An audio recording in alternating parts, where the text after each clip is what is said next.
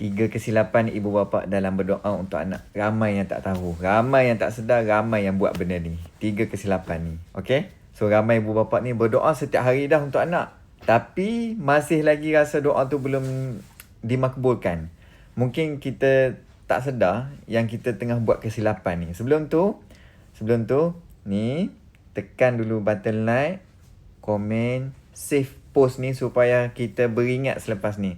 Dan share pada pasangan. Dan yang belum follow saya, boleh follow dan join kita punya bulletin baru-baru. Okay, alright. Yang pertama, kesalahan apa ni? Doa dalam keadaan marah dan kecewa. Hati tengah marah. Hati yang marah ni boleh mengundang doa yang bukan-bukan tau. So, sebaliknya kita tarik nafas, tenangkan diri dan doakan anak kita ni dengan penuh kasih sayang. Doa macam mana? Ya Allah, lembutkanlah hatiku, hati anakku dan jadikan dia insan yang taat dan berakhlak mulia. Yang kedua, berdoa tapi tak yakin Allah akan makbulkan. Yang ni kita rasa macam doa sambil lewa, orang kata kan. Kadang-kadang kita berdoa ni sambil lewa dan tanpa rasa penuh keyakinan.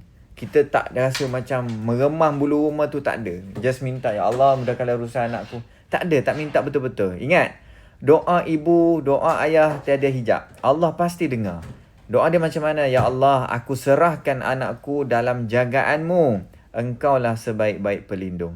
Alright, yang ketiga. Yang last ni, best. Berdoa untuk kebaikan tapi dalam masa yang sama mengeluh.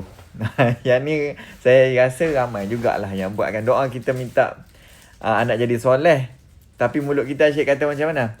Anak aku ni susah betul nak dengar cakap. Kata-kata tu adalah doa. So tukarlah kepada anak aku ni masih lagi tengah belajar. Okay, banyak kesilapan yang berlaku. InsyaAllah nanti dia jadi insan yang hebat suatu hari nanti. Kita anggap benda tu positif, baik kan? Alright? So doa-doa yang spesifik yang saya letak dalam 100 doa untuk anak ada dalam e-book yang tengah ada promosi daripada RM69 hanya RM9 sahaja. Apa ada yang dalam tu? Ada teks Arab, ada terjemahan, ada kelebihan doa, ada doa-doa jenis akhlak untuk rezeki, kesihatan, perlindungan untuk anak. So boleh dapat sekarang dekat bio saya. Dan insyaAllah mudah-mudahan semua ibu bapa yang ada dalam ni tak buat silap lagi tentang berdoa. Banyak lagi yang saya nak kongsikan. Jemput follow dan jemput like dan share kepada pasangan masing-masing. Okay? Alright. Saya dapat satu dekat sini. Saya Tuan Zul.